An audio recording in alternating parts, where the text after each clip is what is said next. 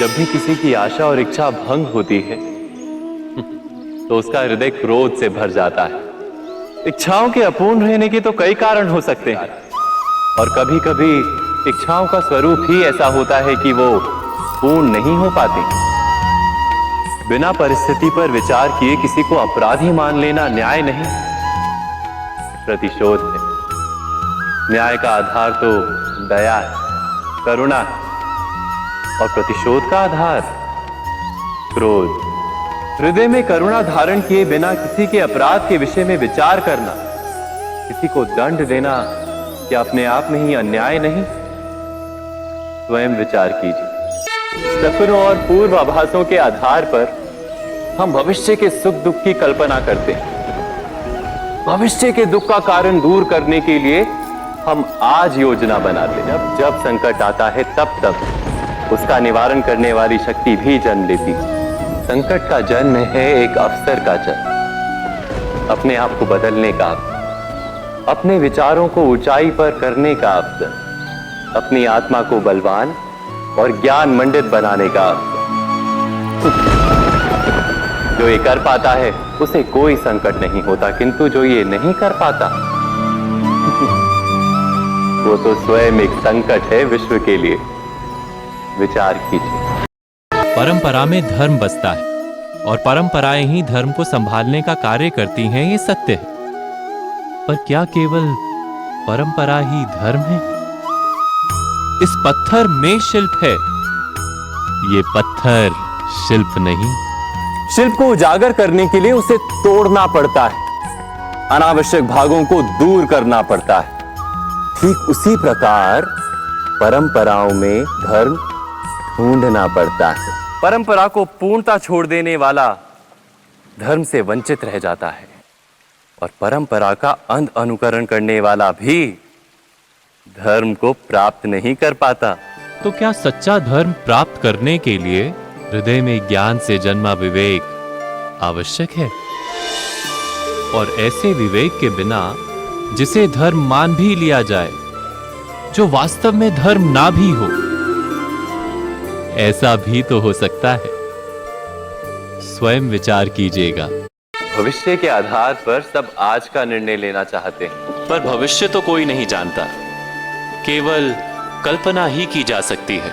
सारे सुखों का आधार धर्म है, और वो धर्म मनुष्य के हृदय में बसता है। तो प्रत्येक निर्णय से पूर्व स्वयं अपने हृदय से ये प्रश्न अवश्य पूछ लेना कि ये निर्णय स्वार्थ से जन्मा है या धर्म से। भविष्य के बदले धर्म का विचार करने से क्या भविष्य अधिक सुखपूर्ण नहीं होगा? स्वयं विचार कीजिए। यदि कोई आपसे पूछे कि आप कौन, तो आपका उत्तर क्या होगा? विचार कीजिए।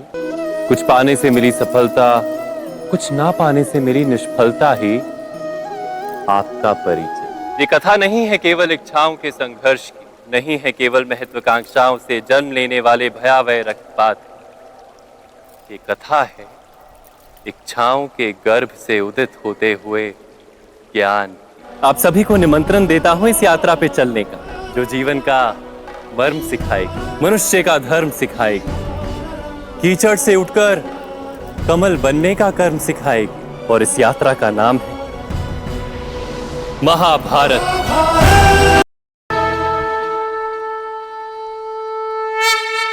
दो व्यक्ति जब निकट आते हैं तो एक दूसरे के लिए सीमाएं और मर्यादाएं निर्मित करने का प्रयत्न अवश्य करें। सीमाओं के द्वारा हम दूसरे व्यक्ति को निर्णय करने की अनुमति नहीं देते, और जब स्वतंत्रता का अस्वीकार किया जाता है तो उसका हृदय दुख से भर जाता है, और जब वो सीमाओं को तोड़ता है तो हमारा हृदय क्रोध से भर जाता है।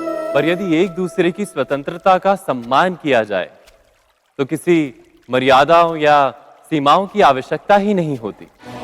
अर्थात जिस प्रकार स्वीकार किसी संबंध का देह है, क्या वैसे ही स्वतंत्रता किसी संबंध की आत्मा नहीं? स्वयं विचार कीजिए। निर्णय के क्षण में हम सदा ही किसी अन्य के सुझाव, सूचना, मंत्रणा या परामर्श को आधार बनाते हैं और हमारे भविष्य का आधार हमारे आज लिए गए निर्णय के ऊपर होता है। सबका अनुभव है कि भिन्न भिन्न लोग एक ही स्थिति में भिन्न भिन्न परामर्श देते हैं। धर्म से भरा हृदय धर्ममय सुझाव देता है और अधर्म से भरा हृदय अधर्म का परामर्श देता है। अर्थात किसी का सुझाव अथवा परामर्श स्वीकार करने से पूर्व स्वयं अपने हृदय में धर्म को स्थापित करना क्या आवश्यक नहीं? स्वयं विचार कीजिए। सबके जीवन में ऐसा प्रसंग अवश्य आता है कि सत्य कहने का निश्चय होता है हृदय में, किंतु मुख से सत्य निकल नहीं पाता। कदाचित किसी दूसरे की भावनाओं का विचार आता है मन, दूसरे को दुख होगा ये भय भी शब्दों को रोकता है। तो ये सत्य क्या है? जब भय रहते हुए भी कोई तथ्य बोलता है तो वो सत्य कहलाता है। वास्तव में सत्य कुछ और नहीं, केवल निर्भयता का दूसरा नाम है। और निर्भय होने का कोई समय नहीं होता, क्योंकि निर्भयता आत्मा का स्वभाव है। क्या प्रत्येक क्षण सत्य बोलने का क्षण नहीं होता? स्वयं विचार कीजिए। जब किसी व्यक्ति को किसी घटना में अन्याय का अनुभव होता है तो वो घटना उसके अंतर को झकझोर देती। अन्याय करने वाले को अपने कार्य पर पश्चाताप हो और अन्याय भुगतने वाले के मन में फिर से विश्वास जगे समाज के प्रति। इतना ही अर्थ है ना न्याय का। किंतु जिसके हृदय में धर्म नहीं होता वो न्याय को छोड़कर बैर और प्रतिशोध को अपनाता है और इस मार्ग पर चलते अन्याय को भुगतने वाला स्वयं अन्याय करने लगता है।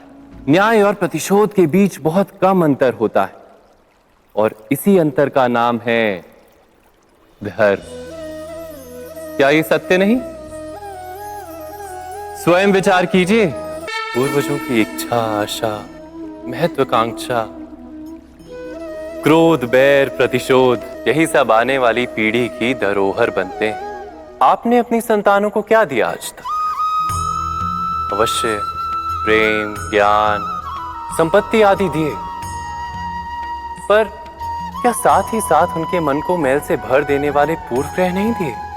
माता पिता अपनी संतानों को जन्म के साथ मृत्यु का दान भी देते हैं, प्रेम के प्रकाश के साथ साथ घृणा का अंधकार भी देते हैं। और अंधकार मन का, हृदय का हो या वास्तविक हो, उससे केवल भय प्राप्त होता है। स्वयं विचार कीजिए।